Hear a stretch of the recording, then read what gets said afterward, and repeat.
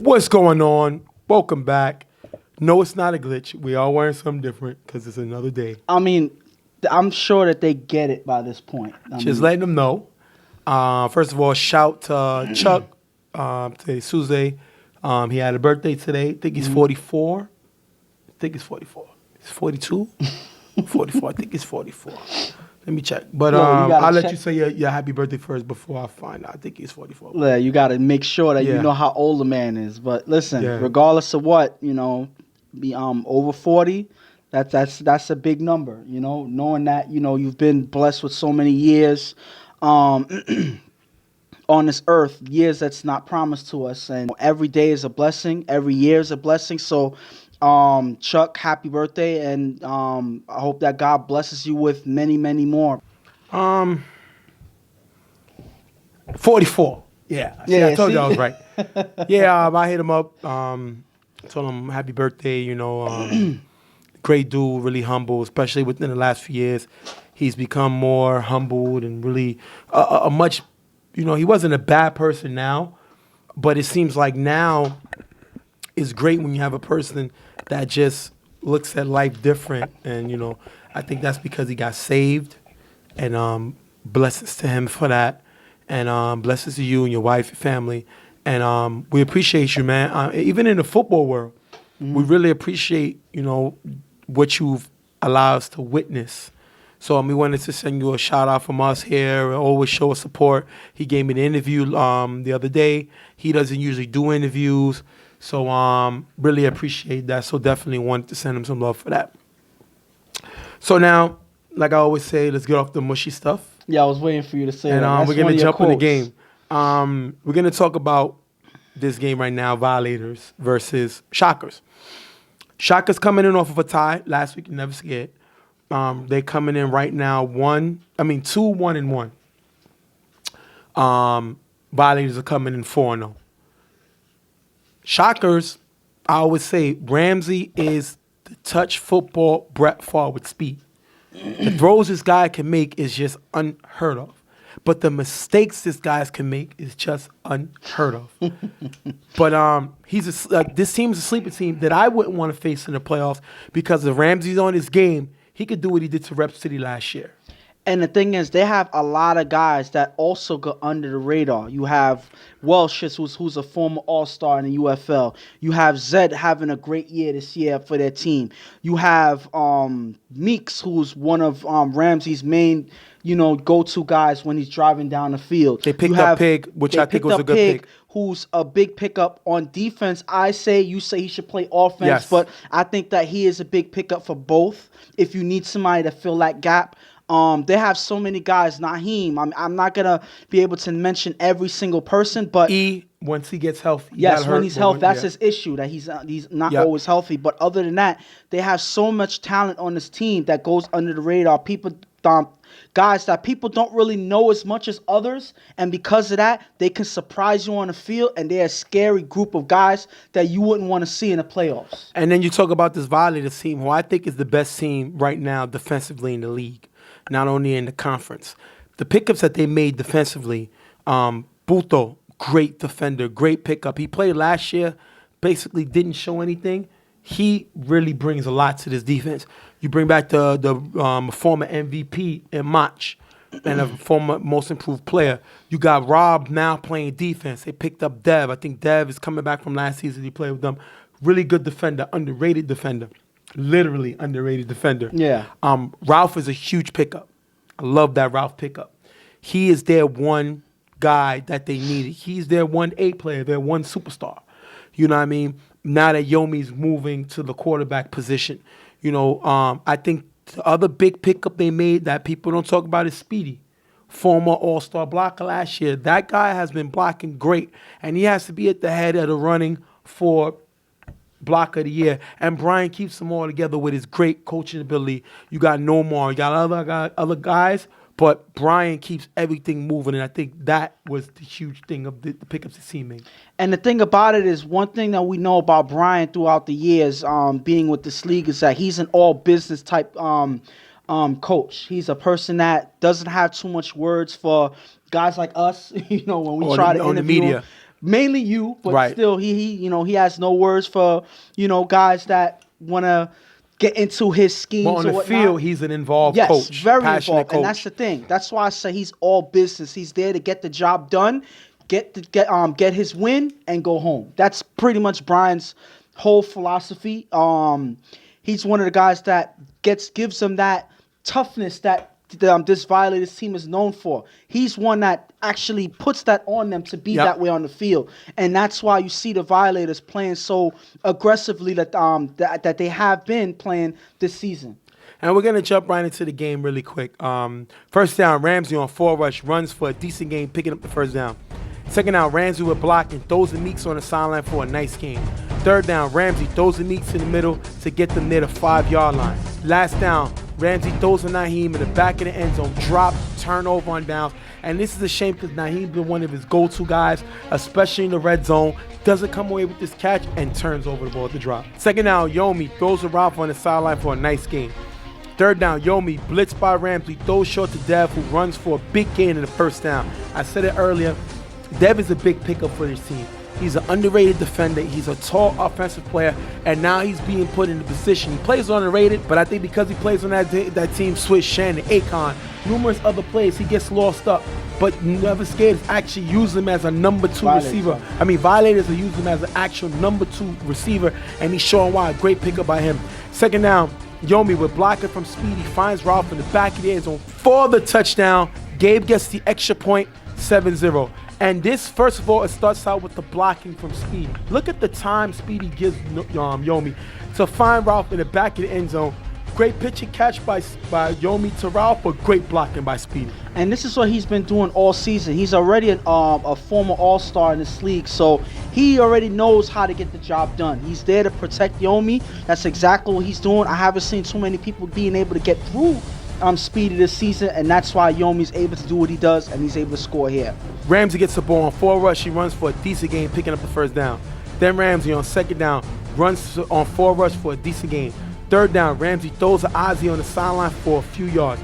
Fourth and goal, Ramsey scrambles, throws and meets in front of the end zone. Low, incomplete, turnover on downs. And you cannot keep getting into the red zone and not putting points up. Not in the UFL. This field is too big, it's too wide, and when you have opportunities, you got to take it. And once again, shocker strikeout. And the unfortunate thing about this is it's mistakes that they're making that's preventing them from scoring. One thing that I like that Ramsey's doing in these last couple drives, he's not throwing deep. He's driving down the field. Like I mentioned before, if he takes his time and take what the defense gives him, he's able to drive down the field easily. That's what he does, but when they get to the red zone, they make a mistake. Last time it was a drop, this time it was a low pass. They can't do that against this Violators defense. Violators get the ball, they're not able to do nothing in this drive, they have to punt. First down, Ramsey on 4 rush, rolls right, throws to Chris, cutting in the middle for a nice gain, picking up the first. Then Ramsey on 4 rush, runs all the way to the 5-yard line. This is what this guy can do. One thing he has is speed, and he hurts Violators right now with this run. Second and goal, Ramsey throws left on 4 rush, finds Zed, cutting in the end, back in the end zone for the touchdowns. Zed gets the extra point, 7-7, they tie right back. And the thing about this is if Ramsey the opportunity to drive down the field, eventually they're going to correct their mistakes. Yep. That's exactly what happened. I think that big run by Ramsey was the main factor in how they was able to drive down the field and score. You got to keep Ramsey in the pocket, because if not, he can roam, he can roll out, and he can also run. That's exactly what he does here in this drive. Next to the drive, Yomi on 4 rush, throws deep to Dev on the sideline drop. You got to make that catch if you Dev. Like I said, he's like their number 2 receiver, got to make that catch. Second down, Yomi throws deep to Ralph on the sideline. That's going to just be dropped, but Ralph gets flagged for offensive push-off. If you look here, as Ralph is making his move, the defender has the right to the ground, just like the offensive player. He does not have to move out of his waist. He beat Ralph to the spot. Yeah. But have Ralph would have ran into him, Ralph possibly would have gotten caught. Possibly. I'm not saying definite, because the defender beats Ralph to the spot. Yeah. But if you look here closely, Ralph extends his hands and does what? He pushes him off to get him out of his way. Well, once the ref sees that, the ref is going to throw his flag and call an offensive pass interference. What do you think of the call? I think that was a clear-cut call, because you literally see him push him out of the way. That is not an allowed tactic that a receiver can do. past the 5-yard line. Don't say pass. What in was general, yeah. That is not something that a receiver is allowed to do on offense. You cannot push off. You can't tackle. You can't do any type of contact that way. If the defender beats you to the spot, you have to find your way around him. And because Ralph did not do that, that is why he earned the flag on that. And even if he beat him to the spot, Ralph could have flopped more, run into him deliberately, and then maybe he gets a call. Yeah. But when you literally push off and the ref sees you push off, then that's the point of the flag. And it's not a definite even if you try to flop, because if the defender's not trying to chuck you or anything like that, if he's just there and he collides with you, most likely that's not going to be a flag at all. Most refs won't throw that flag. Third down, Yomi throws a Dev in the middle for a nice gain, getting to the 20-yard line. Last down, Yomi on 4 rush, throws it out from the front of the end zone, knocked away by Ramsey, turnover on downs. That is a good stop by Shockers. Let's talk about the first drop pass that Dev had. I think he should have caught that. And then I think the penalty is another thing that those two plays kind of stopped them on this offensive drive. And Ralph and Dev are their number 1 and number 2 receivers this season. So that kind of hurts them that them two cannot make the plays, and that hurts them on that drive. Last play before half, Ramsey scrambles, throws in the front of the end zone, low and incomplete, takes us into the half, 7-7.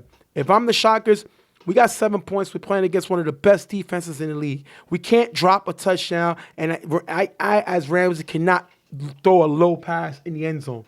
We get given us opportunities. We got to capitalize on it because we're not going to get many.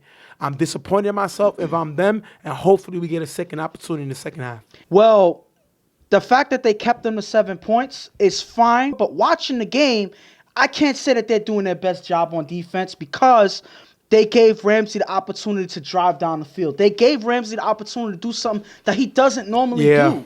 He's driving down the field. You should feel some type of way about that if you're Violators. Ramsey is driving down the field and not going deep. He's a home run strikeout type of quarterback. And the thing about it is, if he's driving down the field, then that means that it's coming easy to him in this game, and that means you're doing something wrong. So that's something that they got to change in the second half. First down, Yomi throws deep to no more in the middle. Short and almost picked off by Zed. Next play, Yomi with blocker from Speedy. Throws the jail in the gap, almost picked off by Ramsey. Third down, Yomi throws to jail again in the gap for a decent gain. Last down, Yomi on 4 rush, throws to Rob in the end zone behind him and picked off by Ramsey, giving it back to Shockers. And these are throws that Yomi has to make. I know he does not, I'm not going to say, he struggles with his accuracy a little bit. He's the kind of quarterback that throws into the area. You know what I mean? He's not a pinpoint accurate, but I think he has arm strength. But he has to improve on the accuracy. This one, he had Rob in the front and he threw a pass behind him. That's why it was picked off by Ramsey. And when you give guys that are normally athletic the opportunity to get the ball, that's exactly what they're going to do. Yep. When you make a mistake, these guys are fast enough to come in and take the ball from you, and that's exactly what happens. So Yomi has to be more accurate with his passes because I don't see Rob catching multiple passes over certain defenders. He's not that. That's not his game. So you got to throw it accurately to him. Otherwise, things like this will happen. Second down, Ramsey throws to Meeks in the gap, knocked out of his hands by No More. Great play by No More. Third down, Ramsey rolls left, throws to Zed on the sideline for a decent gain. Last down, Ramsey on 4 rush, gets past Dev, runs for a nice gain in the first down. Dev cannot keep up with Ramsey. Ramsey is too quick. They had to have a guy faster than that, and they don't on this play. Next play, Ramsey on 4 rush, runs for a few more yards. 4th and long, after a few runs, Ramsey with blocker from Ozzie, throws the receiver in the back of the end zone, knocked away by Ralph, turnover, run down. This is why they went on against Ralph. He's their superstar, he's their A player, he's making his presence felt. Not really offensively this game, but defensively here. Yomi with blocking from Speedy, throws a No More open in the middle for a nice game. Second down, Yomi throws the Dev on the sideline for a decent game. But if you look here, Shockers gets flagged for a cursing. Huge penalty. First down, Yomi throws the Dev again to the 10-yard line. Third down, Yomi throws a jail cutting in the gap for a few yards. If you look here, Zed gets flagged for a personal contact, personal foul. That's going to take us to the next play. Yomi finds Dev cutting in the end zone for the touchdown. Jail gets the extra point, 14-7, Violators. And the Violators are finally getting the handle on moving the ball now.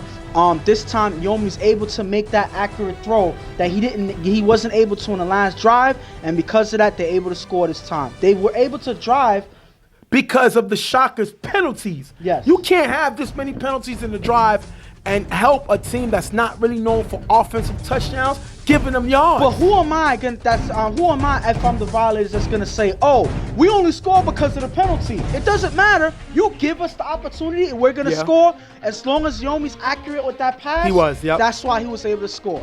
First down, Ramsey on 4 rush, throws to Chris in the middle, picked off by Ralph, giving it back to the Violators. If you look here, Ralph is reading Ramsey's eyes.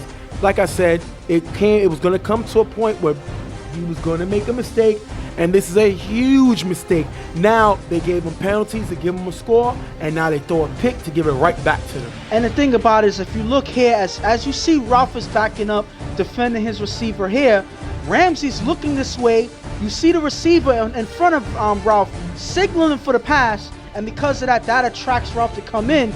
By the time the throw gets there, exactly, he's right there to make a play on it. So you telegraphing this play, Ralph is able to read it like a book, and that's why he was able to make that play. Second down, Yomi gets blitzed and sacked by Ozzie, but he's just trying to run the clock. He's running the clock. After getting the first down, Yomi throws to Nomar, who runs for a nice gain. Second down, Yomi gets sacked by Welch. Last down, Yomi gets sacked by Welch, turnover on downs, and that hurts them because I think they had an opportunity to end the game, and that's one thing you can't do is take sacks when you have opportunity to extend the play and extend the yards. They don't, and they get a sack here, giving them opportunity. And if you're gonna do that, I would rather scramble, or run have the ball. Guys blocking or run the ball. Violators have schemes to do this thing. We had to create rules just for the Violators to prevent them from running the clock. They have these schemes down packed. I don't know why they weren't able to use it on this drive here. Ramsey gets the ball back. Final drive. They're down 14-7. He's going to throw the Meeks on the side. It's going to be short. Picked off by Rob. Ending the game. Violators come away with the win, 14-7. And I would say that the Shockers had this game in their hands. They had the opportunity to take this game, and they let it slip away with a lot of mistakes that they made throughout the game. And that is why they end up with the 14-7 loss. Last drive, 2 penalties, cursing, 1 personal. Score. Next drive, interception. Next drive, they stop them. Next drive, interception. Let's try this again. Penalties, 2 penalties, touchdown. Interception, interception. That's going to lose you the game all the time. And this is what Violators do. Yeah. They're not asking Yomi to go out and put up 20 points. They want 1 to 2 touchdowns. Is that going to get them through in the playoffs? I don't know if this style will work in the playoffs, but at the end of the day, it worked here. That is a great play by Violators, playing their style, not changing their style to go against Shockers. And I think if you could say they took away Ramsey's deep ball. I know he says he's trying to show that he can do something other than throw deep. Well, in the second half, he threw 2 interceptions. So obviously he needed to go back to what works, because when he attempted not to throw deep, he threw picks. And once again, you went long on what you said, but I'm gonna get back to what you said in the beginning, where you said you were uncertain with the Violators and their style, if it can help them in the playoffs. You're completely wrong. You don't know what you're talking about. And I'm gonna say this. If they're able to stop whatever team that they're facing in the playoffs to 7 points, give them the game. You might as well give them the game. Because if they can hold any team to 7 points throughout the playoffs, they're most likely going to win. All you got to do is have 1-2 touchdowns in the game, at least 2 touchdowns, and the game is theirs. But if they could keep the other team to 7, there's a high chance I will bet on Violators to win that game if they could keep their opposing team to 7 points. Okay, now first of all, you can keep any team to 7 points, and if you score more, you're gonna win. But I mean, that's logic. But they're not gonna win only scoring 7 points. They scored 14, which is a step up. When they beat Dutchman, you know what was score? 8-7. When they beat Carver, you know what was the score? 8-7. When they beat Dutchman, you know what was the score? 8-6. When they beat Carver, you know what the score? 8-7. They're not going to continue to be able to do this and win games. But look now, let me finish. Go ahead, you better finish. Let me finish. Because all that testosterone doesn't mean nothing. At the end of the day, it's going to come down to Yomi limiting his mistakes. He didn't make a lot of mistakes this game. And this is the best I've seen Yomi throw, because he's not attempting to put up a lot of points. He's taking what the defense gives him. and he's allowing the defense to help him out. But it's going to come to a fact when your defense is not going to be able to shut down Carver. Your defense is not going to be able to shut down Super Friends. You're going to have to show a way to score points. Them Getters are like Golden State. They score.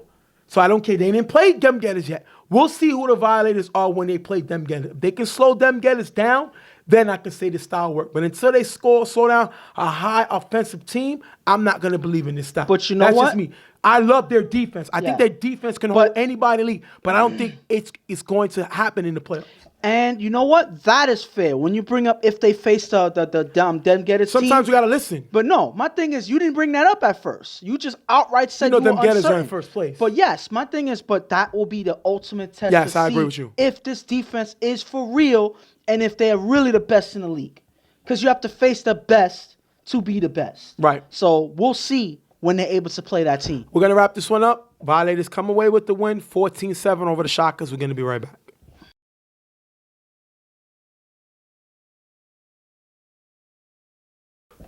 Next game up, a game that we've been waiting all season to see, Violators versus Super Friends. And this is a team where you have a great offense versus a top defense.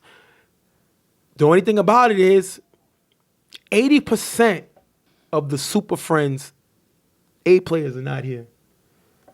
No Prince Mo, no Kenny, no Golo, no Alex. B-Roy is the only A player that will be here in the game. This is when we get to really see Tone, coach. He's up there for Coach of the Year. He's been playing understaffed all season. We get to see what he gets to do now. And they'll be facing the best, arguably the best defense in the league with the Violators. So this is a definite test for Super Friends to see what they're made of, even when they're short-staffed, because the Violators are not going to slow down regardless of who's there and who's not. Yeah, so they don't care. This is going to be a hard game for Super Friends because the Violators just came from winning the game, and they're coming for Super Friends next. All right, we're going to jump right into the game. Dion on 4 rush, throws short for a first down. The question was Dion sacked by Sean? And on this one, I think that Dion got away with one. I think that Sean did happen to get him with this sack. But Dion is, a very elusive quarterback. He's very, like you was going to say, slippery. Yeah. He is. So because of that, you're so used to him making these guys miss so much that sometimes out of habit, you give it to him. Unfortunately for Sean, that's exactly what happened. And he just got it. I think he just got it off. But the question is, would they have challenged it, have been in the playoffs? I don't think it's worth a challenge because it was a short game for a first down. Sean's pressure caused them to get a short first down, and I'll take that just like I would take the sack. Second down, Dion throws to Chris open in the middle for a nice game. Super Friends can't get any closer. Turnover gives it back to the Violators, and that is a great defensive stand by Violators. I don't care who the Super Friends got. At the end of the day, these are the Super Friends. They still got their quarterback, and they still got Tone. As long as they got those two guys, he's always strategizing to make an opportunity for the team to win, and Violators had a great stand. Yomi with 3 passes for a nice game, picking up the first down. Second down, Yomi throws a no more on the side. He wasn't looking incomplete. Last down, Yomi throws a screen pass to Dev on the sideline, who can't make it to the end zone. Turnover on downs. Super Friends strike right back by slowing Violators down. Once again, I say Violators cannot afford to get in a shootout. That is not their style of play. But right now, it's looking like it may be just a defensive game as Violators get stopped by Super Friends. But one thing I got to say about Violators here, the one player that stands out to me that kind of hurt them was Nomar not looking off the line. Because he was open on that play. If he looks off the line and he's able to make this play, that probably would have kept the drive going. They probably would have got a lot closer to the end zone. But because he was able to make that catch, that's what stagnated their drive. Dion throws a gutter in the gap for a nice gain. Second down, Dion throws a Joel in the gap for a few yards. Last down near the 50, Dion on 4 rush is sacked by Sean. Turnover down. That is a huge sack by Sean. Sean is trying to get that top give in the game thrown back. He was out of it for a few years. This is how you do it. Great play by Sean with a guy who has way more speed than him, making a play. Big sack by Sean this time. The thing about it is, this is bread and butter. Pressuring the quarterback, finding ways to get sacks. and sometimes putting a little hit on the quarterback. That's what Sean is there to do. He knows, even though the quarterback is faster than him, he knows how to cut off his running lanes and still make it to get that sack. That is impressive defense, but this is what Sean does. Yomi with 3 passes to get the ball at the 10-yard line. Yomi's moving the ball. Got to give him that. He's chopping the field up. Definitely what he's been doing all season. Last down, Yomi on forward rush. Throws it to Ralph. Too high, incomplete, turnover and down. So like I said, if you look here, he had Ralph. But Yomi sometimes struggles with his accuracy and can't find him too high, incomplete, turnover. The thing about it is, they're taking advantage of Super Friends' lacking defense. There's a lot of pieces missing in this team, and because of that, Yomi is actually picking apart certain weaknesses on the defense in these drives. Unfortunately, it doesn't matter if you're not able to close the deal on the last play, and this is yet again another opportunity that they miss on offense. Dion with 2 passes to gutter for a decent game. Then Dion gets blitzed by Puto, rolls right, throws to Chris in the middle. Chris, look right here, dodges Macho, runs all the way to the end zone for the touchdown. Rob gets the interception on the extra point, but it's 6-0. Super Friends take a lead. And for all the things that we know, that we say that Chris can't do, sometimes he drops passes. He's known to do that. But one thing that he's known to do is making guys miss, and he's very fast when he's running down the field. And this is exactly what he's there to do. He gets the ball short play, and he's able to make something bigger than what is initially thought that what was going to happen. That is an impressive way to take advantage of the defense, knowing that you're going to get through the gaps and make guys miss. Yomi on 2nd down runs on 4 rush for a nice game, picking up the 1st down. Then Yomi throws to JL wide open in the gap for a nice game. If you look here, Joel let him go at the last second. 2nd down, Yomi gets blitzed and sacked by Dez. Big sack by Dez. 3rd down, Yomi scrambles, throws deep to Dev, open in the back of the end zone for the touchdown. If you look here, Dev gets behind Show and is going to score the touchdown. Ralph is going to get the extra point. 7-6, Violators strike right back. And for some reason, Dev is becoming a bigger and bigger receiver for this team. We saw it happen a few seasons ago with Macho, doing something that he's not necessarily known for, being a big-time receiver. Now you see Dev stepping up in that category as a person that's not known for being a main target on offense, but now he's doing it. He's getting behind defenders. Guys are missing him on the field. I don't see how he's 6'3", but at the end of the day, he's able to make a big touchdown play for this Violators team. He's not the nicest guy in the world, meaning he's a physical guy. Yes. He's a rough rider defensively, but he's showing the ability and the opportunities given to him offensively. And one thing I can say about Yomi, he doesn't care who you are. If you're open, he's going to throw the ball, and he does right here, and they get right back in the game. Last play before half, Dion throws it up, incomplete, taking us into the half, 7-6. If I'm the Violators, first of all, I'm positive because right when Super Friends scored, we scored right back. Then we only gave up 6 points in the first half. I'm happy about that. Super Friends had the ball 4 times. We only gave up 1 touchdown. And if I'm Violators, this is what we hang our hat on. This is what we do. This is who we are. Oh! I'm not even going to comment on all of that. Like, you're getting more hyped than they hyped defensively. I love a defense that's hyped. Yeah, well, Super Friends have to get hyped just like that because this is a game that's very serious for them. Even though they don't have all their guys on the field, they have enough to make noise. They still have B-Roy. They still have Mace. They still have Gutter as a in-between receiver there, tight end. So they still have guys. You still have Chris making guys miss. Joel. And then you still have Joel, which is a secret factor that they brought to this team this season. So you still have a powered offense that can put up points. They just got to show it on the field next half. 2nd down, Yomi gets blitzed by Joel, throws a route on the sideline, who runs for a nice gain, picking up the 1st down. Yomi with 3 passes to get them to the 5-yard line. 4th and goal. Yomi throws a jail in front of the end zone, knocked away by Show, turnover and downs. And again, we cannot get into the red zone and not score. That is going to kill you. I know, again, we're not a high-power offensive team, but we have to be able to capitalize on opportunities, and we don't here, and we get stopped. Dion on 1st down throws deep to Mace, picked off by Ralph. If you look here, everyone went deep or they were covered. Sometimes you got to take a sack, and that is Dion being Dion. You can't throw a pick on 1st down. This went out and got Ralph. Ralph is able to attack the ball. He did it before. Did it last game versus Shockers. He's doing it again. Great play by Ruff. And the thing about it is, it seems like some of the receivers are walking right into the defense. You see two receivers here staying short, but they're covered, walking right into their defense, and then the rest of the guys like already downfield with the safeties waiting for them. So this is not a good offensive strategy. If you're if you're the receivers out here, you're not making Deion's job that much any harder. You're not making Deion's job any easier, and because of that, for Deion being Deion, he ends up forcing the pass and it leads to an interception. Yomi on 4 rush is sacked by AB. Last down, Yomi with a quick pass to Macho for a short gain, picking up the first down. Second down, Yomi scrambles, throws a Ralph in the middle, just missed by Joel, caught by Ralph for a great gain.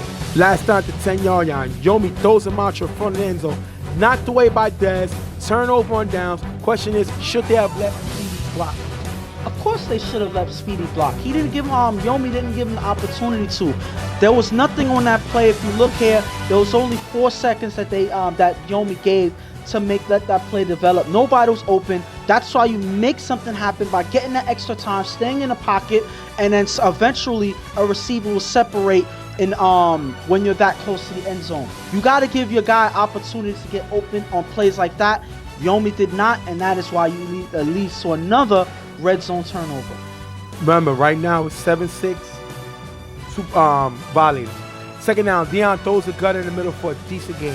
After getting the first down, Deion throws short to Joel, who runs it for 10 yards. Third down, Deion throws to Chris open in the middle to get to the 5-yard line. Fourth and goal, Deion rolls right, finds Chris cutting in the back of the end zone for the touchdown. Joel gets the extra point, 13-7. Super Friends take the lead back. And finally, they fix their red zone problems. They're able to close the deal on this play. Deion is able to connect with Chris crossing the back of the end zone. You take advantage of them worrying about the front of the end zone. You sneak behind the back. They don't communicate. They're not going to see a receiver back there. Deion is able to find him for the touchdown. Yomi, with blocking from Speedy, runs down the sideline, gets all the way to the 20-yard line, getting them the first down. Yomi showing his ability to run the ball. I would say like a Mariota from Tennessee, kind of struggles with his accuracy, but has the ability to throw the ball, but has some speed to run. Great play by Yomi, showing the footwork to do it. Yomi runs again to get into the 10-yard line. Third and goal, Yomi on 4 rush, throws to jail, cutting the end zone, incomplete. Last down, Yomi on 4 rush, throws to Dev in front of the end zone, incomplete, turnover on downs. The question is, was this pass interference? And what I'm going to tell you is, look here, we're going to block it all out. Yomi's dropping back. Dev's going to make the cut and run to his left, our right now. Joel's behind him. He's coming full speed towards the right. Yomi makes a throw, and this is a good throw, right in the area where Dev's going to be. If you look here, it looks like Joel trips up, but he really doesn't. He's in the air, but not from tripping. Trying to make a play, and it's going to hit Dev's body. Dev is going to fall because of this contact. He's going to go down. No flag was called. I think the ref got fooled. I think if I was there, I would have got fooled too. Because of the way he saw Joel in the air, it looked like Joel tripped. But when you look on the video, he didn't trip. And because it's coming towards the ref, it's difficult for him to see. And Joel, this is absolutely a pass interference. And it looks like Joel got away with one. Because it looked like, I'm not going to say he was intentionally trying to bring Dev down. He was trying to make the play. But if you make any early contact, regardless of the reason, that's most likely pass interference. Most refs will throw that flag. That's unfortunate, but the ref missed that one. Was there opportunity for Dev to score on that play? Yeah, we'll never know now because the flag was never thrown. That leads to a turnover. Deion gets the ball back. He's sacked by Sean. Next play, Super Friends don't have to move the ball. They end up punting. Last play of the game, Yomi throws it up, knocked away. Super Friends come away with the win, 13-7. Now, before you talk, I'm going to talk about the officiating. The ref got fooled. On the play very before that, they had another shot because on the play before that, it was an illegal contact called. I made that call. And if you look, I got fooled. Now, you got to understand. I'm going to show you. Now, I'm never going to give us a scapegoat. If we mess up, I'm going to say we messed up. You have 3 refs. They're responsible for a 100-yard field and exactly 38 yards, if I'm saying it right, in between. It's a lot of room to cover. Yep. If you look on this play right here, the play is coming towards me, and I see the offensive player stumble forward because of contact. But if you look down here, he tripped. The offensive player tripped up on the defender's foot. It looked like contact, but it was not contact. But I threw a flag because it looked like the defender pushed him in the end zone, but he didn't. He actually tripped on him. Bad call by me. On the other side, same dilemma. The play is going towards him. Now, I know a lot of guys get frustrated, and they said refs are getting paid to make these calls. Completely understandable. But, again, the only way you make this game better is you have to add refs, because the refs' responsibility in watching the certain part of the field is ginormous. It's almost impossible to see the whole field. Now, if you have one ref in this corner here in the back and one ref in the front, the ref in the back will be able to see the contact because it's enough distance for him to see it. The other ref can't see that. Similar to the other side. Are refs going to miss calls? Absolutely. Are we trying to get it better? Absolutely. The question is, we're trying to show more effort. I never think you should accept a ref given lack of effort. But a missed call or a mistake, you got to know it comes with the game. And that's. But I'm gonna say this, and I'm gonna be a little bit more stronger than you on this, even though I'm not a ref myself. Right. But I'm gonna say this: when you look at games like this with TFL, and then you look at the NFL game, it's night and day. And I say that the tougher job is for these TFL refs out here. And I'm not saying that to toot their horn or anything like that. But the thing about it is, when guys is arguing about, oh, he missed this tag, he got tagged, or he didn't get tagged, things like that, that is one of the hardest things to see on a consistent basis. In the NFL, you can't argue about a tackle. The guy's down, it's a tackle. Right. How can you miss that? But and when you miss a tag or whatever, you can't kill a ref on certain points because these things are very hard to see, especially when guys are moving, like you say all the time, 100 miles an hour. So you got to look at it this way. If there's more eyes out there, they'll be more efficient, or they'll have the ability to be more efficient. So at least consider that as you move forward into the games, because having 3 guys ref a 100-yard field, it's very tough. And it's a tall order for them. And I think that they do a great job regardless of the mistakes they make. Well, that's going to say, now we're going to jump into the game after we get off of the officiating. I think Violators' defense played great. They only gave up 2 touchdowns. Their offense had the ball 7 times, scored once. They had the ball in the red zone. They had it at the 10, got stopped. Had it at the 5, got stopped. Had it at the 10, got stopped. Got it at the 10, get stopped. Can't get in the red zone and not score. Let's talk about that. Listen to what I said again. 3 times they were at the 10-yard line and couldn't score. 1 time they was at the 5-yard line and can't score. That is huge. 7 times, 1 score. You're not going to be able to put that much pressure on your defense. They're going to give up points here and there. The more you make them play perfect, the more mistakes they make. I think that's what lost them this game. The ref missed that call. I'm not going to say they didn't. But you can't have the ball 7 times and score once. You can't have 4 times you got in the red zone in this game, the 10, the 5, the 10, and the 10, and not score. And the thing about it, they were able to get down through the field and get to the red zone so many times in this game. The thing about it is, you have a Super Friends team that's lacking in defense just because of that. You show that they're lacking in defense, and you still don't take advantage of that by finding ways to score in the end zone. This is going to be a problem moving forward if they don't solve this, because even though their defense is able to lock up the best they can, there's but so much you can ask the defense to do. And when you turn the ball over so often, it tires out your defense, and eventually they start to fall apart. And Super Friends dodged one. They have only B-Roy, you know what I mean? And he made it this game, right? Yeah, B-Roy. yeah. He only had B-Roy, and they came away with a win. I think this is a game they expect to possibly lose. And Tone, once again, doing what he does and putting the guys out there. This one thing about this team here, they got speed. Joel, Creep, Dez, they got speed to go with Mace and Chris and AB. Excuse me. and the take that out. So they really proved why Tone should definitely be up there in the top rank for the coach of the year, because they've been playing under man, just like Carver been playing under man, you know what I mean? And they've been coming away with wins, just like YMM has been playing under man. So these teams have been playing under man, and they still the top teams in the league, and it's crazy. That's only coaching. We're going to wrap this up. Super Friends come away with a narrow victory, 13-7 over Violators. We're going to be right back on Tuff Talk.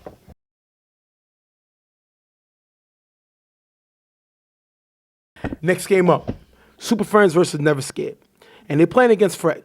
Right now, Fred with Never Scared, don't get me wrong. The team right now is, I believe, 1-2-1. But Fred has 11 touchdowns to 3 interceptions. He's playing the best, one of the top quarterbacks in the league. His defense is just not helping him. But definitely hats off to him, and he's been putting points up this year. And he's gotten a lot of guys that were added to this team that been contributing a lot for him this season. And their offense looks night and day from last year. Yeah. Last year it was just him running back and forth, throughout the game. Now he's going downfield. He's able to chop up the field when he can. He was able to add Sean, who's his main receiver this year. He was also recently able to add Julio this past week, and he's been playing last week. Right.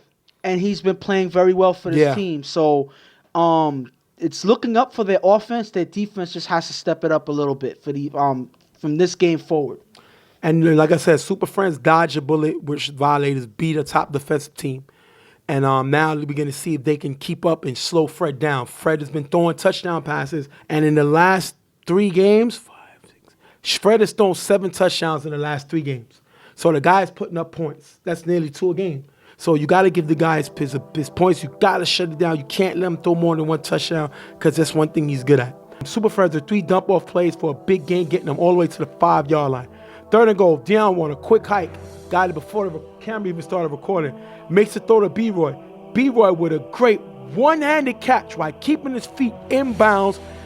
Julio's going to get the interception on the extra point. But bottom line, that has to be a top 5 nominee. Top 5 will be back this week. That is a great play by B-Roy. We finally got. And got one indeed. I mean, this one is probably one of the best one-handed catches I've seen in a long time. Not taking away Habib's in week 2.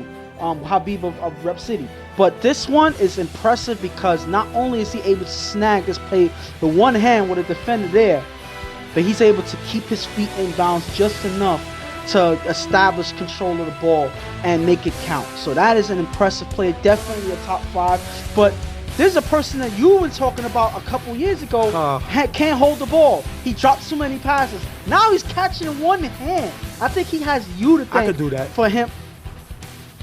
Now he has you to thank for why he's playing so well in these past couple of seasons. I could do that. Of course. Okay, next play. When we go on the field, I'm going to do it. Watch. I'm going to have somebody record. Next play, guys. Next play. 1st down, Fred throws deep to Sean, incomplete. 3rd down, Fred throws deep to Julio in the end zone, knocked away by Dez. Last down, Never Scared, gets stopped short of the end zone, turnover on downs, and Super Friends are really showing the ability to be stifled on defense, and they're able to stop Fred from getting the score. Great stop by them. And the thing about it is, besides the few plays here and there for Never Scared, they weren't able to get it together in this first drive here. They, hopefully they get to fix some mistakes here because they weren't able to move the ball the way that they normally would. And I think that Super Friends is daring them to go deep, and they know that. That's why they got to figure out a better way to drive down the field. Dion with 4 passes for a nice game, picking up the 1st down. Then Dion throws to AB on the sideline, almost picked off. Last down, Dion throws to Joel, who runs on the sideline, but it's just stopped at the 3-yard line, turnover on downs. Never Scared, not really known as a top defensive team, but they make a great stop here, stopping Super Friends. They're not going to be able to do nothing in their next drive. They're going to have to punt. Super Friends get the ball back. Dion on 2nd down throws to B-Roy in the gap for a nice game, but Super Friends can't score before half. Takes us into the half, 6-0 Super Friends. And not much scoring going on in this game. It's been mainly, and I'm not even going to say it's been mainly defense. It's just been lack of offense. Bad offense. Yes, it's both teams struggling. Super Friends was able to score 6 points in this game. But I'm not going to say that, that they're looking too hot in this game either. So right now, Super Friends, they did better in the last game against the Violators, a team that has a better defense. So saying that they was only able to score 6 in this half against a defense that's kind of lacking is troublesome to me. Regardless of who's on the field, I think that they need to score more than 6 points moving forward. If not, all you're doing is giving away a game that you're supposedly almost, I would say fairly, it's supposed to be a shoo-in for you to win. We kept, I've never scared, we kept a high-power offense off the field from scoring points. We only gave him 1 touchdown off a great, amazing catch by B-Roy. So if I'm never scared, I'll take that. But we got to score points. That's what we do. We're not a defensive team. We're an offensive team. With Fred's numbers, we got to be able to put up points. We're going to have to turn around in the second half. Second down, Fred throws a Julio in the middle for a nice game, picking up a first down. Next play, Fred is blitzed by Mace, throws deep to Norm in the end zone, short and picked off by Creep, giving it back to Super Friends. Creep has been playing awesome. Like I said, Tone knew exactly what he was getting in Creep. Creep was supposed to throw for Riot. Riot ends up pulling out. Creep ends up staying with Super Friends, and the guy is showing the ability to be a backup quarterback and the ability to play defense. He helps the defense that was already strong last season get better, and Fred throws another interception, something that he really hasn't done this year. Listen, they keep throwing this guy the ball. They keep throwing it to his vicinity, and they're seeing him pick it off. No matter who's throwing him the ball, this guy knows how to go and attack the ball. He roams back and forth. He knows how to read the quarterback's eyes. He does it here, and he's able to get another interception for his list. Super Friends not able to do nothing. They're going to have to punt. After getting the first down, Fred throws a rah-rah in the gap for a decent gain. Second down, Fred with blocking, throws deep to a wide open Norm on the sideline, who runs it in for the touchdown. Rah-rah gets the extra point. 7-6, never scared. And if you look here, Fred had way too much time. He's a big bang of touch football. Makes a great throw downfield here. 7-6 right now. And like you just said, he had way too much time. Eventually, a receiver's going to slip by the defense. So that's an impressive blocking for this Never Scared team. Keeping Fred in the pocket, giving him that extra edge, the extra second that he needs to find a receiver open. They're able to score from it. First down, Dion throws a Mace on the sideline for a short gain. Second down, Dion throws a gut in the middle for a nice gain. Then Dion with a quick screen to Chris on the sideline, who runs it to the end zone for the touchdown. Creek gets the extra point, 13-7. Super Friends strike right back. And they were able to get good chunks in a couple of plays, and that was, I would say, one of their more easy drives going down the field. They were able to pick up chunks in almost every offensive play that they were able to move the ball with, and because of that led to them being in good field position. Never Scared wasn't able to settle themselves in defense. Super Friends take advantage. And one thing I can say about the Super Friends, they're the master when it comes to calling the bounces to clear the club. And that's what they do right here, and gives Chris the opportunity to run down the sideline for the touchdown. I like to call it clear the club, and that's what they did right down the sideline. This is the last drive, 13-7. Never Scared has to score. Second down, Fred throws to Eric for a decent game, picking up the first down. Next play, Fred is blitzed and scrambles, but he's sacked by B-Roy.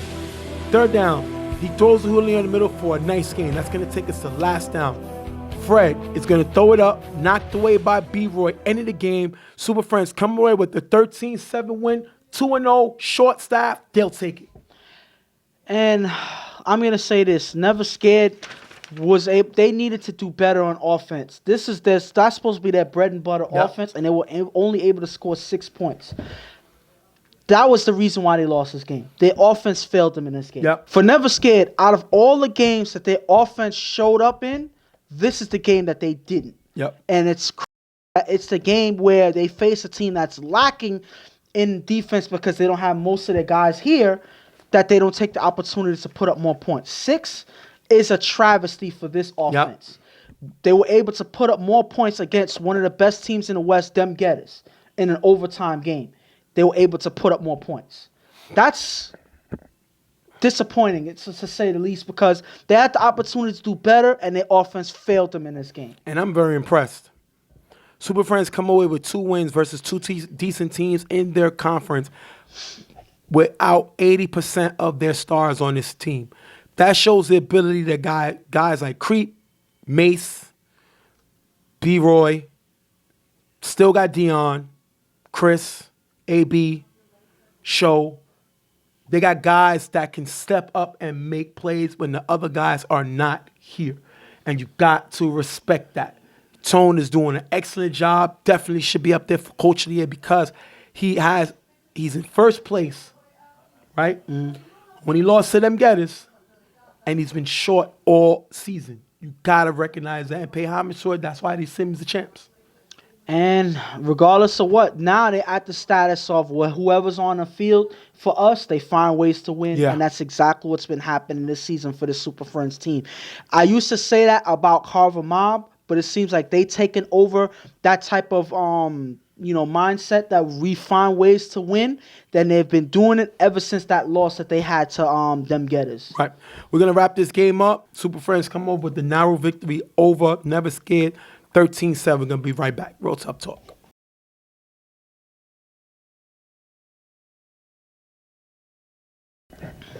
Next game up, Rebels and Browns. This is one that people wanted to see.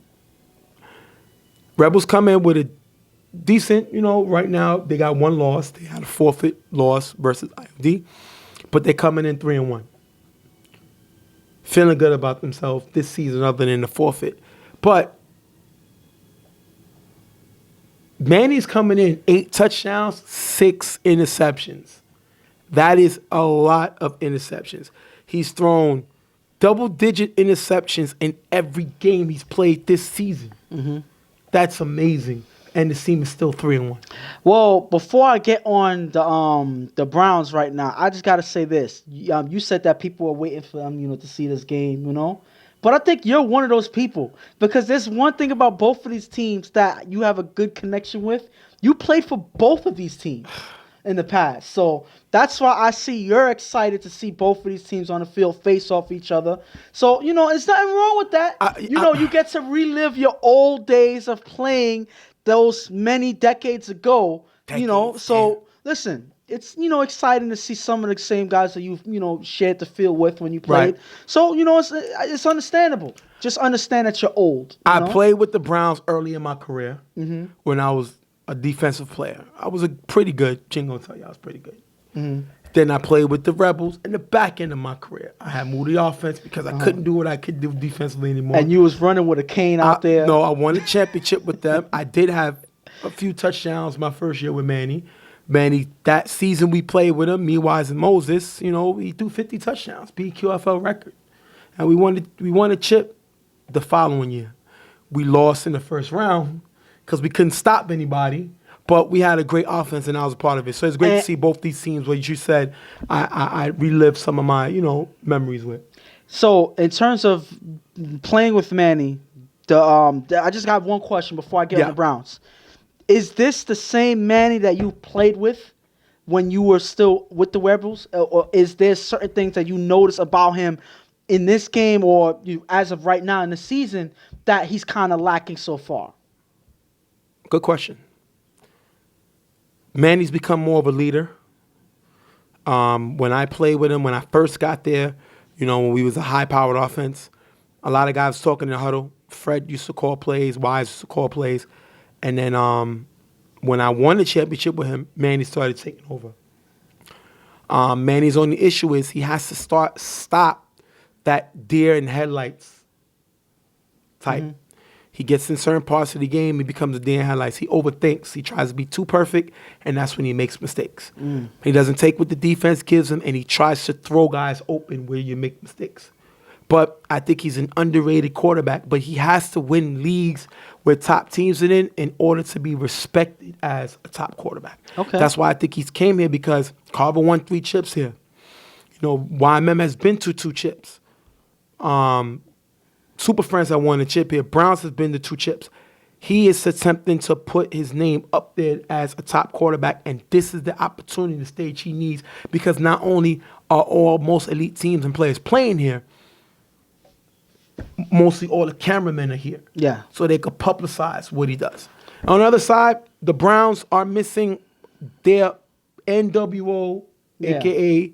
AFC connection. Yeah. You know what I mean? So I don't know how much you want to emphasize on how big this game is when you got Puka throwing rather than Dave.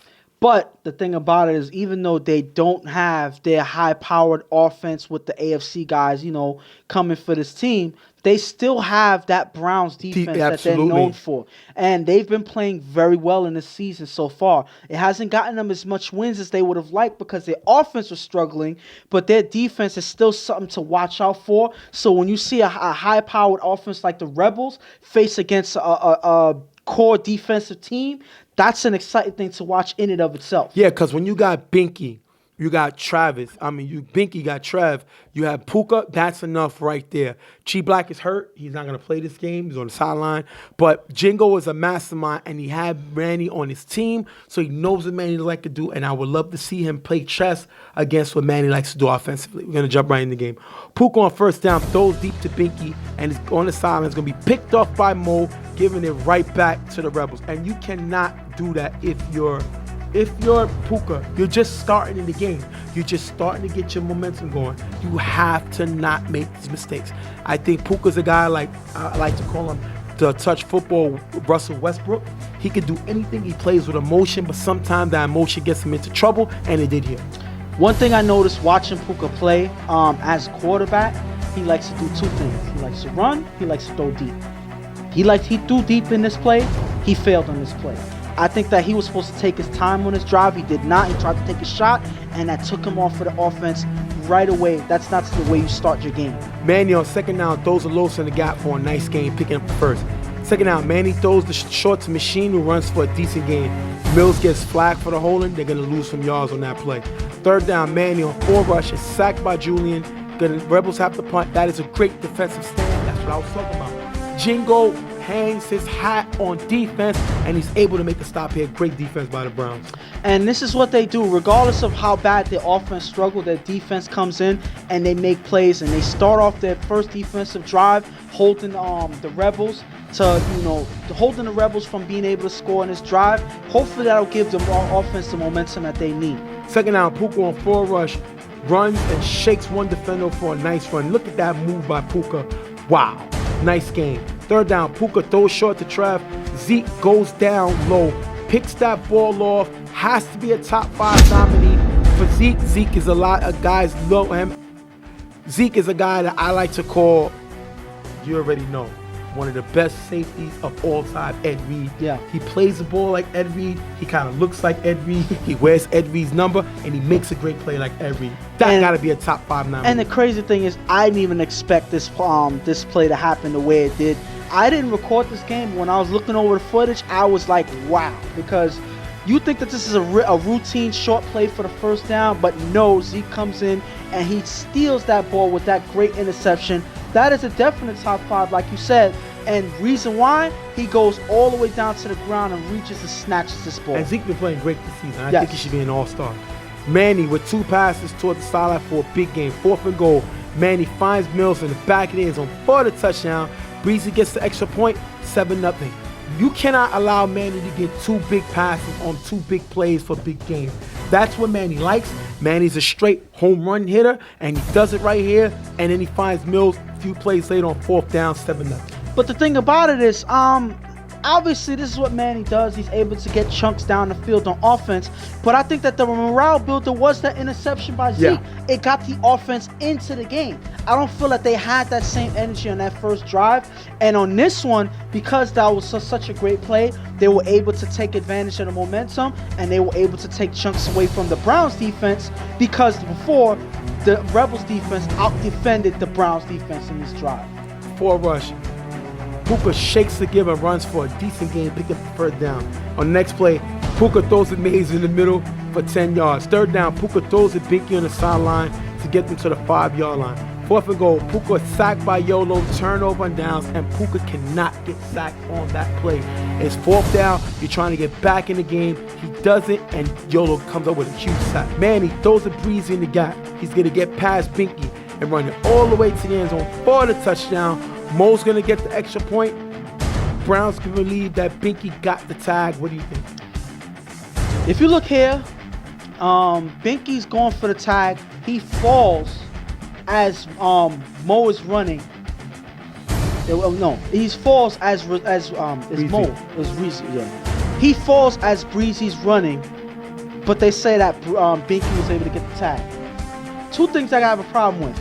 Either, listen, that defies physics if he was able to make that tag as he's falling. Because if you see this other hand right here, he's going to brace himself with one hand, and he has the other one up in the air. So how is it possible? So there's no possible way for him to be able to make this tag right here. Either if he's able to make a tag like this, either he's going to be the richest person in the world because he's able to break the laws of physics, or the government is experimenting on this man. That's the only two things that I can think of if he's able to make that tag. Other than that, it's impossible for him to make this tag, and that's why there's no way for you to make that claim on this play. And you know, it's one thing. Players lie. He got upset with me and my ref staff, went crazy, yelled at us. He got up, yelled at us, broke on us. We told him there was no tag. We told him he completely missed the tag, but he argued that he made the tag. And blow this up, please, Mr. Ghost. Show this. There is no way possible he made this tag.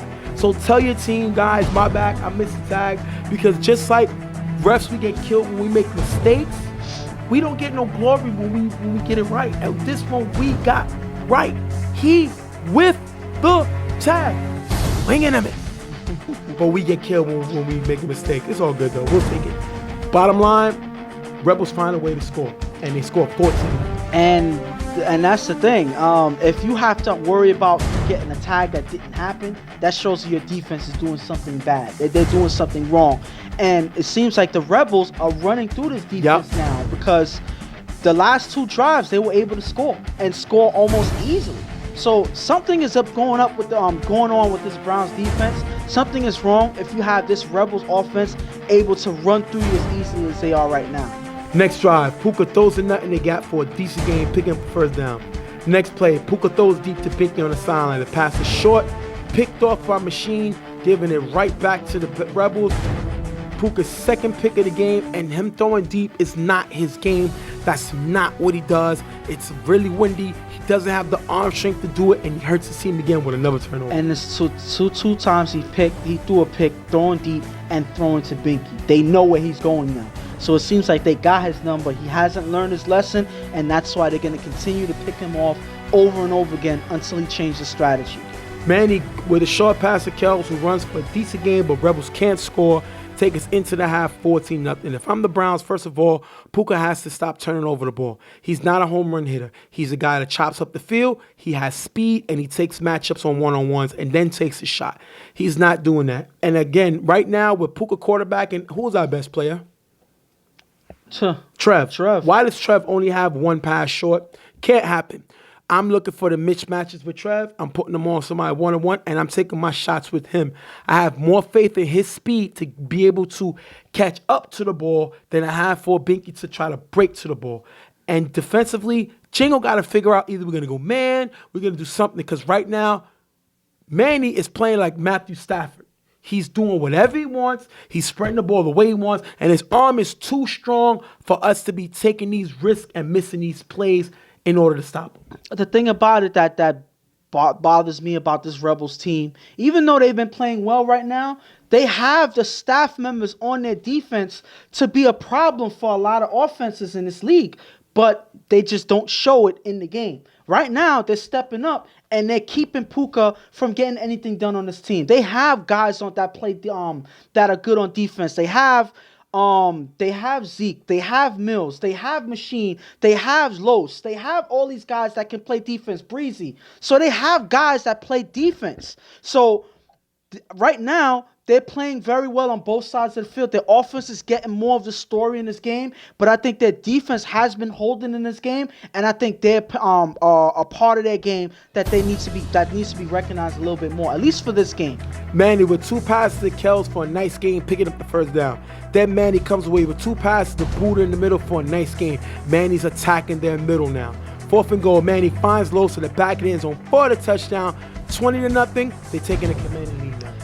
And they, like you said, a commanding lead. They have control of the momentum. They have control of the offense. Let's call it what it is. Manny does not respect his defense. First of all, Puka, every time Puka has to play quarterback, his defense becomes liability. Yeah. He doesn't cheat. He doesn't go after the ball because he's focused on offense. He carries it over. Manny is not showing any respect to this defense. Why? He threw 3 touchdowns to 3 different players. When you're able to spread the ball like that, that shows at the end of the day, you're doing what you want. Puka gets the ball on first down and throws the maze on the sideline. That's going to be dropped. Next play, Puka's blitzed by Mills, throws to Trav in the middle for a decent game. Third down, Puka throws to Julian in the middle, gets him to the 20-yard line. Last down, Puka throws to Binky in the back of the end zone, drop, turnover on downs. And I don't know why Puka's going to Binky, but Binky's not making these plays. You got one play where 2 plays he went to him, he got picked off. This one is dropped. He's trying to get him involved in the offense, but Binky's not really known as a killer offensive player. You gotta find a way to get the ball to. You got Aha. I didn't hear us talking about him. He was there, right? Yeah. I don't hear us talking about him. Trav, he's 1 or 2 plays. This guy loves the spotlight. Nut is even a guy who's a Hall of Fame player. You gotta find a way to get these guys involved in your offense, and they're not doing it. But I think I have a reason why Binky dropped this pass right here. I think he was so used to Puka throwing an interception while throwing it to him. He didn't expect him to get the ball thrown to him. Listen, I'm just trying to figure something out because it seems like there is no explanation of why Binky was drops this touchdown pass, a much needed touchdown pass when you're already down 20-0, and he drops it here. I'm not even saying that it was 14-0, they're about to score. It's 20-0, and you wait till this moment in time to drop a touchdown pass. Manny with 2 passes to Kells for a decent game. Third down, Manny gets blitzed by Mays, throw the Los in the middle for a nice gain in the first down. Second down, Manny's blitzed and sacked by Binky. Rebels get no further, they're going to end up punting.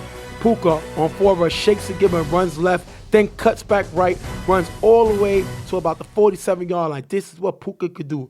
Third down, Puka throws to Trav in the gap for a decent game, picking up the first down. Then Puka throws to Aha on the sideline, 10-yard line. Browns needs to score. Third down, Puka throws to Binky on the sideline, picked off by Machine, ended the game, 20-0, Rebels come away with the win. Every time Puka threw to Binky, 3 times he threw to him, it was picked off. Another time he dropped it. You got to know your weapons. I put this, first of all, you could talk about the Rebels. I'm disappointed in the Browns for several reasons. One, no way Manny should have been this comfortable. He looked too like he didn't think we can stop him. That's one. Number 2, Puka can win. Puka has won a championship in BQFL throwing. So we know what Puka could do. But we made him do more than what he usually do. This field is too big. I'm taking the guys downfield, spreading the field, and making Puka go one-on-one with their givers, making their linebackers step up and give us more space.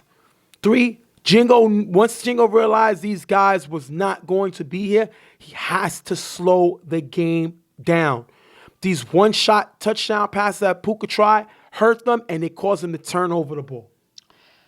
And the Rebels, what can I say? They finally play a game where they reduce their turnovers and they're able to be more accurate on moving the ball. Manny showed what he can do when he's comfortable in the game, when he's not being too pressured in the game. Yeah, because Browns are not known for blitzing. That's not the what one they weakness do. they have. So I'm not going to give him a cookie, but we can see when he's comfortable, he can put up points. But that's the whole point that I'm making. Yeah. When he's comfortable in the pocket and when he's connected with his receivers, he can put up points. Yes. And that's something that Manny's been known for regardless of where his he whole plays career, at. yep. That's just what Manny does. He knows how to put up points. Plus, not to cut you off, the defense stepped up. Yes. And Manny did not feel like he had to score on every drive. And that is the main thing that I was trying to get to. Yes, Manny's able to be comfortable and put up points, but the defense, to me, has to get the game ball because they were able to hold the Browns to scoring nothing. Even though it's Puka throwing, they still have the majority of the guys that's been playing on the Browns. Some of these guys are, capable offensive players, and they kept them to nothing. So at the end of the day, the defense was able to make the plays that they were supposed to make. Zeke made a big interception in this game. They showed their talents in this game, and they showed that they are a capable defense in their own right. First game Manny threw this season without throwing an interception.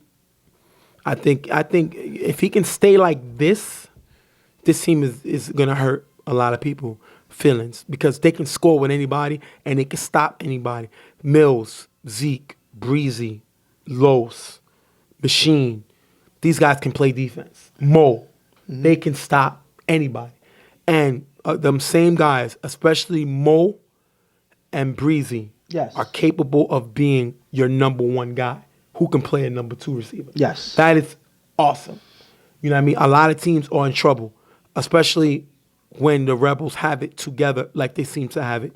We're going to wrap this game up. 20-0. Rebels come away with the blank out win over Browns. We're going to wrap this one up. We'll be right back. Real Tough Talk.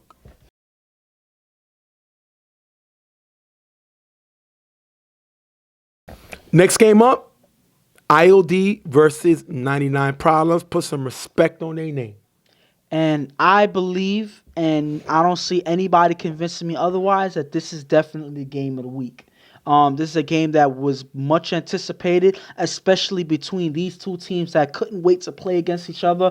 A lot of talk on social media about, IOD mentioning that this team last year was a fluke for them, and it's not going to happen the next time they face them. 99 saying that they already got their number and they coming to do it again. So these guys were going back and forth on social media. They were going at it on social media, but it's exciting to finally see the day come where they're able to actually face each other on the field. And you got a lot of matchups. I mean, you got the team that beat them in the regular season, then beat them in the playoffs. You got the team that ended lose run in the playoffs, in the Final Four. Which who's the MVP, reigning MVP. They held them to no catches in that game. And this is a rivalry. And then you get to see, we thought we was going to get to see the additions of Akon and Swiss versus 99 Problems, which is why they were brought here. They're not going to play this game. And what do you think impact is going to make with them two guys not here for this game? Well, the main thing that I'm going to say is they lose an enforcer in the middle that can blitz, pressure the quarterback, and drop back into coverage on defense. For Swiss, same thing, but even more so because Swiss was showing that he's able to, help them out in the offense as well. Something that he has been doing this season. So these guys have been big-time players for IOD this season, especially on defense. So losing these guys, not having them in this game, I think it's going to impact them in the way they pressure the quarterback in this game. And 99 Problems are just here for them to get fined. They're the Eastern Conference champs. Nobody respects them. Nobody picked them to go back. Everybody says it's a fluke. So at the end of the day, all they got is each other, and they play on energy. They picked up Mike. I think he played for Never Scared last year. Great pickup. They picked up Chad. He played for Wildcats last year. Great pickup. They picked up Heck. He played for Browns last year. Big pickup. But nobody really talks about these pickups. You know what I mean? They brought him back, gave a familiar face with Joel going to Super Friends. They brought Casey, familiar face, and Macho. So they went out and got a lot of pieces. They brought Todd to the team. And these are pieces that they picked up after losing Javon.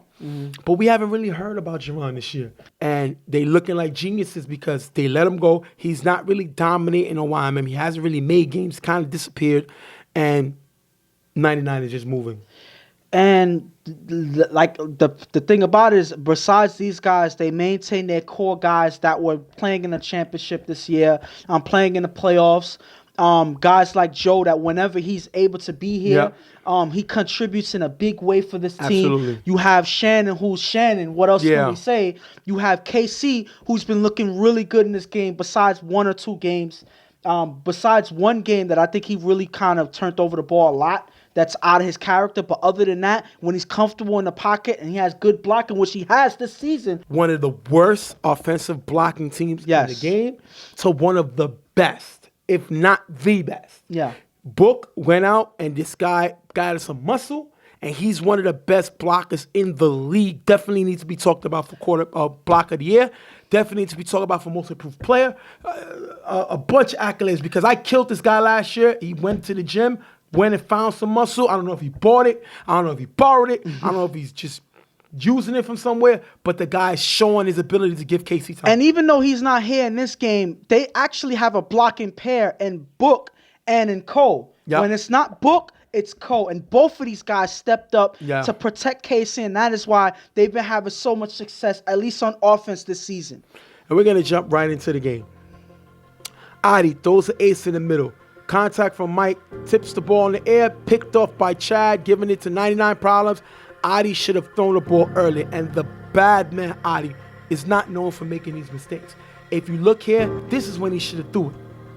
But this is when he threw it. The ball gets tipped. Mike is playing great at safety. He gets the ball tipped, and Chad, who was a big offseason pickup, makes a big interception. And the thing is, that hesitation is what drew the defense in. Mike saw, as you hesitated, where you were going to go, and that's why he steps up before the ball is thrown. He makes a play on it. Chad is aware that the ball's in the air. He makes a play. They're all on the same page on this defense. You need to make sure that you don't make these mistakes, because you see 99 already capitalizing at the first try they get. Casey throws a jail in the gap for a few yards. Second down. Casey gets blitzed by Ace, throws her hands in the gap, low and incomplete. Third down with blocker from Book. Casey throws a Mike in the gap, who gets past Brandon, runs all the way in the end zone for the touchdown. Hands gets the 2-point conversion, 8-0. 99 jumps to the front. And this is a big play right here, as you see. Short play that's made into something even bigger than you would think. Brandon here has opportunity. He misses the tag here, and now it's off to the races. That is a great way to take advantage and make a small play into 6 points, and then 99 starting on their first opportunity on offense to score. Adi on first down throws deep to Lou in the middle for a big gain, picking up the first down. Then Adi throws Lou in the middle of the end zone. That's going to be dropped. Second down, second and goal. Adi finds Jesus in the back of the end zone for the touchdown. 8-6. They jump back. Now, first down, they go to Lou, and this is why they picked up Lou. I don't care who don't like him. I don't care who say he can't do nothing. But this guy is a big player, and he makes a big play here and catch 99 sleeping. But then on the next play, he gets so caught up saying that's one, he drops a touchdown. Lucky for him, Jesus is able to score the touchdown. That's all on Adi. Lou needs to focus on the game, but the bad man scoring right back. The thing about it is, I'm not going to kill Lou too much because his player was able to pick up the slack in the next play. Right. But look at this. First down, he's the one who got them downfield by getting open on that big play there. So you give him some credit for this drive. Without that play he can still spread the field. Yes, without that play right there, they probably wouldn't have been in the vicinity to score. So you give it to him. As long as he stays focused, I think you may be able to see more of that. We'll just have to see if they'll be able to go to him more. Casey throws a jail on the gap for a decent game. Second down, Casey throws deep to Jesse on the sideline. Picked off by Gotti, but he steps out during the catch, incomplete. If you look here, if he catches this ball clean, he has a pick. But he looks as the ball slips through his hands, he's bobbling it, and when he finally gets possession, if you look at his left foot, it's on the line, and he's pushed these four out of bounds. What do you think? Well, and for anybody that's confused, the first step that he's down, it doesn't count, but he doesn't have full possession of the ball. So that foot doesn't count. The next foot would be the first foot down, because by then, that's when he has possession. The second foot goes down out of bounds, and that is why the rest ruled it out of bounds. Third down, Casey gets blitzed by Gotti. Throws with Jesse, cutting in the middle for a decent game, picking up the first down. Next play, Casey's blitzed by Gotti, who's blocked by Book. Casey finds spot on the sideline, runs for a big gain in the first down. Next play, Casey on a free play, Casey finds Joe in the middle of the end zone for the touchdown. ILD gets flagged for no giver. Lou gets the extra point, 15-6, 99. And that's game manager Casey right there, taking advantage of ILD, making a mistake, not being prepared for the hike. The giver's not there. I don't know why you would get called for that play. The giver should not move at all, but he's caught, not being in position. Casey sees that. He's able to take advantage and make the quick touchdown to my guy, G.I. Joe, back here in this game, from contributing for this team. As long as he's here, he contributes any way he can, and they're able to connect on offense on this play. And my thing is, on this drive, let's look at third down. Casey gets blitzed by Gotti, and they pick it up, and he throws to Jesse in the middle. Then Casey, after getting the first down, Casey gets blitzed by Gotti again, and Book picks him up and finds Spider. Spider's healthy. Yes. So now that this guy's healthy, he's making plays, and he's showing, look, he was supposed to play with YMM. I don't know what happened. He went to 99. Where he's getting opportunities, he's getting the ball, and he's making plays for them. And you're going to see in the next play, Joe, G.I. Joe, real American hero, scores, and 99 takes the lead. First down, the bad man Adi throws a Brad on the sideline, nice game. Second down, Adi throws deep to Eddie in the corner end zone, overthrown, incomplete pass. If you look here, Ace is open, Adi misses him. Next play, Adi throws deep to Jesus in the back of the end zone. Caught out of bounds. If you look here, Lou was opening the gap. Last down, Adi would block it from Johnny. Throws to Jesus, counting in the back of the end zone.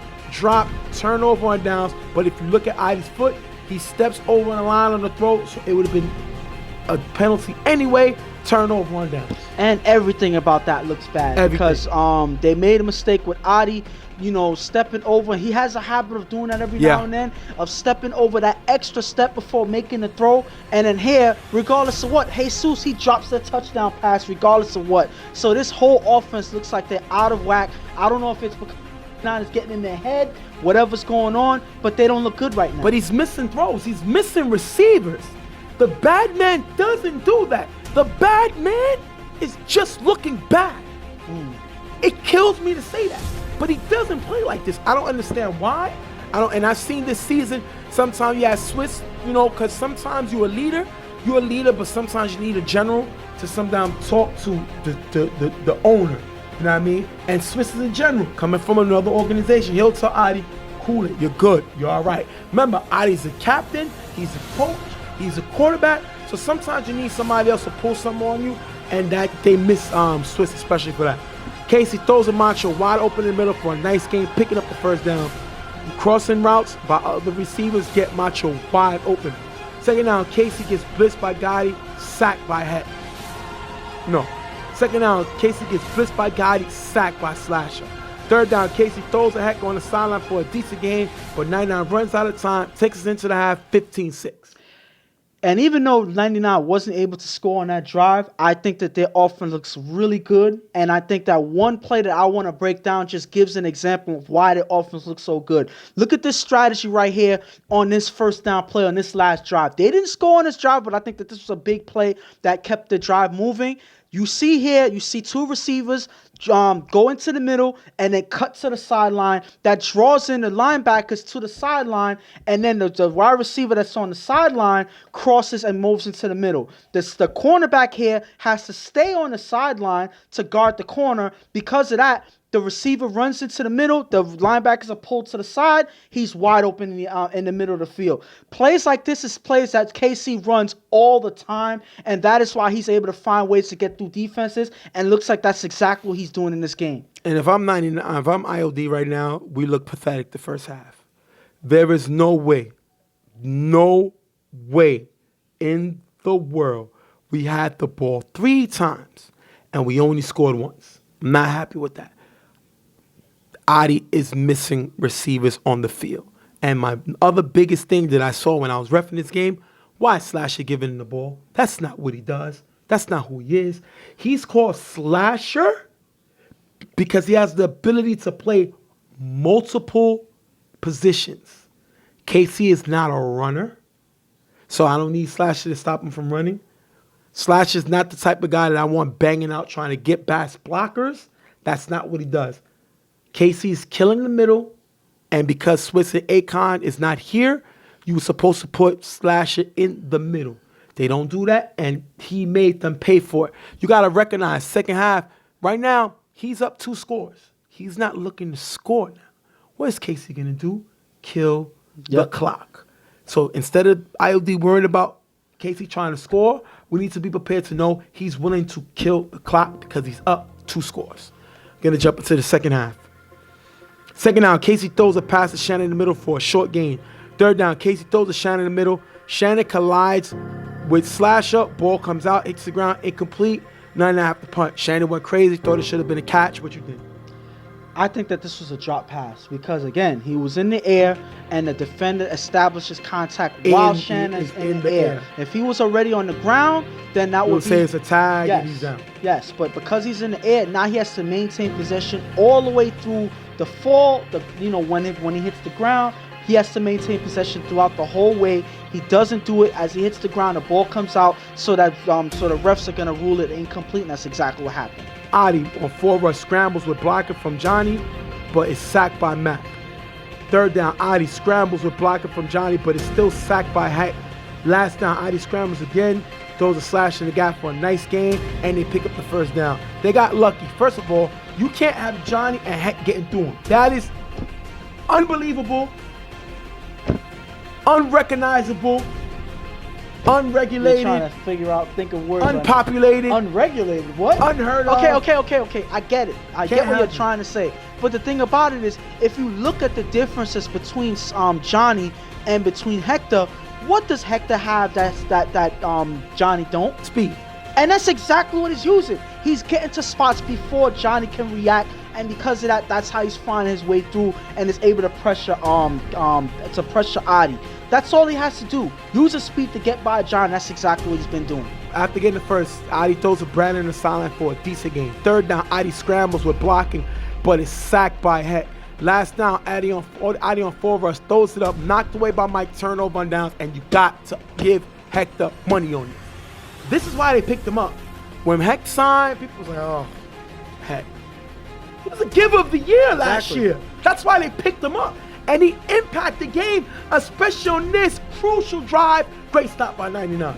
The thing is, you know, I heard some of the ILD players arguing, oh, this wasn't a tag, that wasn't a tag.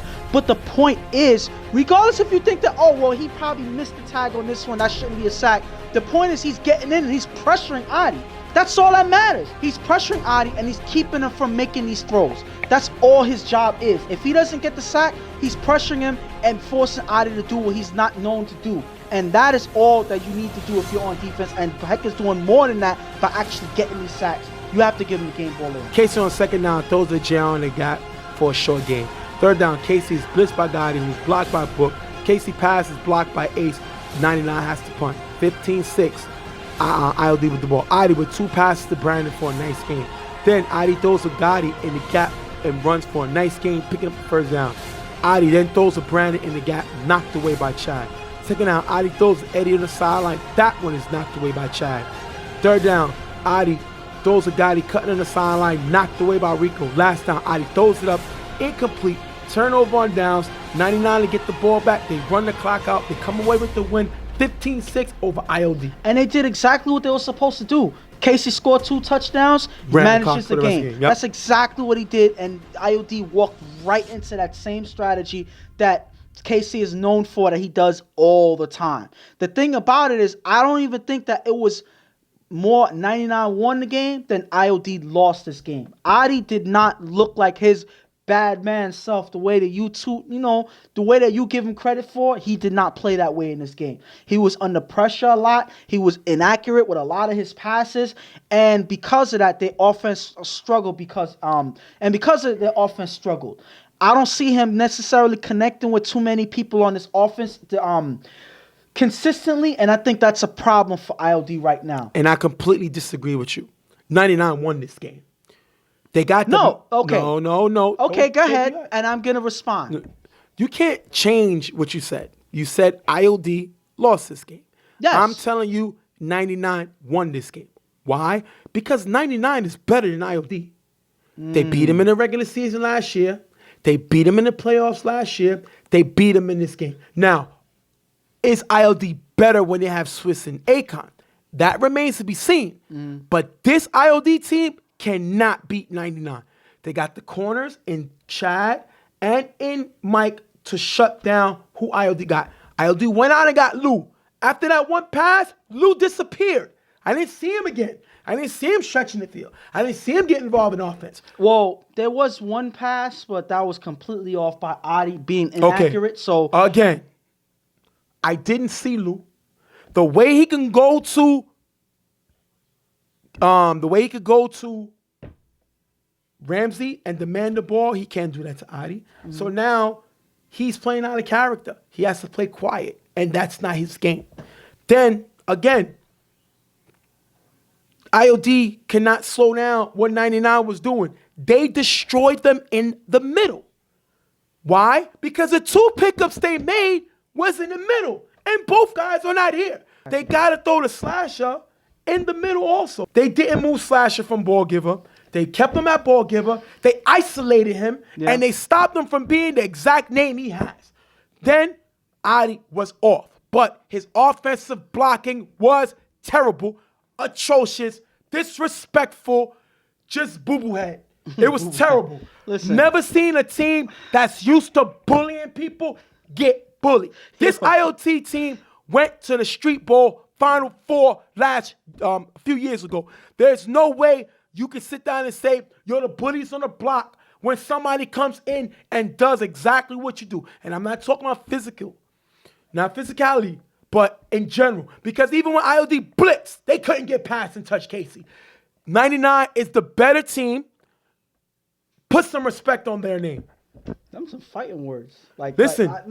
I think that these guys, listen. Are they 3-0 against IOD? Yes, they are. All right. That's all that matters. Okay. So if Swiss and Akon was, it would have been different. Or if I had a nickel for everybody that hated me, I'd be rich. I ain't got it. All I'm saying until is, IOD starts showing that they're the best team in this league, nobody's giving it to them no more. Okay. These teams feel like they can beat them, and that's exactly what 99 did. Well, there's only two things that we're going to see from IOD moving forward. They either improve and fix these problems that they have, or they're probably going to be looking for your head out there, and they're going to have their hands up ready to come at you because they can't argue with what you're saying, so they want to take you out. No, that doesn't make sense because, again, I've been one of their biggest fans. I'm a bad man fan. He looked bad today. And again, I don't put it all on him. He had no time, no blocking. You got your blocker high as heck by over 200 pounds. And then when you blitz, you can't put pressure on KC. You got KC moving in and out of the pocket looking crazy. Shannon didn't kill this game. They shut down their playmaker. Why? Because Shannon was a decoy. He don't have a problem being their decoy. Did you hear us say Shannon? No. They did exactly what they wanted to do. They neutralized Shannon. But Casey found other guys. All right. So you heard our take on what happened with these teams. So let's go to the interview so we can talk to 99's guys directly and see how they feel about their whole rivalry and their win today in this game. What's going on, people? Stephen J. here with 99 Problems. A few of the guys here. Big win over IOD, 15-6. First, I'm going to talk to you first, Casey. What did you prove this game today? I mean, basically nothing, really. I just played my game. I do what I got to do. All this talking, it's fun. I like it. I love it, actually. It's entertaining. It's good for TFL. I think you're the most disrespected quarterback in touch football. Doesn't matter what you do. Doesn't matter what you win. Because of your style, guys don't give you no respect like you should. What do you think? Do you take some of them things personally? Nah, I don't. I mean, I've beaten the best. I'm playing against the best. It is what it is on that, Some respect. Like you always say, 99, put some respect on our game, you know what I mean? These are two. I wanted to bring Heck and I wanted to bring Chad because these are some good picks. Yeah, Shannon, you can stay here with us. No. I want to hear about some pickups. I'm glad you came. People thought Akon and Swiss was gonna come with you. They didn't. They went to IOD. They didn't play today, but they went there, and you went out and y'all picked up guys. You picked up Heck, stole him from the Browns. Picked up Chad. He played with Wildcats last season. Why would y'all willing to go out and pick up role players rather than go out and pick up superstars? I mean, because we knew it was going to be a chance that the superstars probably had other offers. They wasn't going to play with us because they look at our name and our players. So we pick up the nice, talented role players that's talented in what you think, and you put them in the right spot, and we can make magic. That's it. It's not over yet, but, we're making some good pickups. Great. Yeah, we just stirring the pot right now, man. Chad, you came out here, you signed with this team. A lot of people questioned the sign. You came here, you played dominant today. 2 interceptions, had a big knockdown, locked that corner up, giving Shannon more time to roam. What do you think? What was your reason for coming to this team in particular? You said the name. Oh, let's go, baby. This is my big bro. I've been trying to play with this no homo, trying to play on this team for the longest. They told me they want me to come play defense. But yeah, so I came to play defense. So that's my main focus. Like if they want me to play offense, then I'll play offense. But right now, defense is it. So defensive player of the year, I'm coming for that. One thing I say about this team, they let you be you. They let you celebrate. They let you have fun. Is that good knowing that you come to this team who just came from a chip in this league and allow you to be yourself? It doesn't. I'm not afraid to play now. So like I don't have to hold anything back. I just come out and do what I got to do. We just stirring the pot, Mr. Hack. You left. Lou had one catch, man. You left. One catch. You left your MVP, one catch. Browns organization to come to 99 Problems. What was the reason behind that? Well, more it was just about going back to playing with the guys I played with, coming into the leagues and stuff. And the role on the Browns kind of went a little downhill. I don't know. My role was diminished, so I don't know why. But came to 99, came back with my guys. See what happens. I know you seen when all the people got signed here. When you signed, it was no big talking, but you were the reigning giver of the year. You had 2 huge sacks today. Didn't you find it funny that nobody made a big deal when you got signed? I didn't tell nobody, actually. I only told the quarterback. I didn't tell nobody. I didn't tell nobody from the Browns, nothing. But to comment on the other part about role players, You sacked me 3 times last year. I am not a role player. In my position, I am the best at what I do. So when you get me, it's a difference at that position. That's all I had to say about that. But back to this, it's just fun. Play hard. That's it. Shannon, before we wrap this up, do 99 got ILD's number? You beat him 3 times in a row. This is the team that a few years ago was in the Final Four of the Street Bowl. And right now, you've beat them 3 times in a row. Would you say you got their number? I wouldn't say we got their number because, they're a good team. I got respect for them. I think if we was to see them in the playoffs and we beat them, then I would say that. But, I don't want my guys to get too happy. Like, you want a championship? We still got a long road to go. We still got playoffs. You feel me? We still got a gel. So, we ain't got nobody number yet. Remember, man, we ain't supposed to be here, bro. We just trying to get some respect on that name, man. They ain't going to give us the respect. We got to take it. Was it a huge difference because they didn't have Swiss and Akon? Way big difference. That's their toughness. That's why they got them. Swiss and Akon is the enforcers. They are smart guys. They know everything. I'm not saying that they smart, but Swiss and Akon takes your team from an 89 overall to 99. So, they'll be here in the playoffs if y'all meet. If we meet, the way we want to do, we just want to get the right standings right, so we could get the right matchups that's in our favor. There you go. We're going to thank Shannon for being here. Like I said, first of all, Lou had 1 catch, big play, but they took him out the end zone, and they made good plays. Right now, 99 beat ILD, 99. Put some respect on their name, 15-6 win. We're going to see you on the site. Thanks. 15-6. Thanks, Shannon. Hey, yo. What you expect them to say? They disrespected their quarterback, and what makes it seem great, and I like about their quarterback is disrespected, their team is disrespected, and their star is disrespected because he decided to play with this team. That is a recipe to go to the championship, just like they did last year.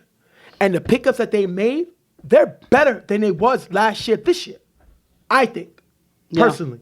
And the thing about it is they are that much more hungrier than they were last year. Last year, at the beginning, and they may disagree with me, but at the beginning, I can't see them having the confidence that they had this season the way they had the last season the way they had this season. No. Now they know the team that they have. They know what works. They know how far they can go. They know how good they are. Yeah.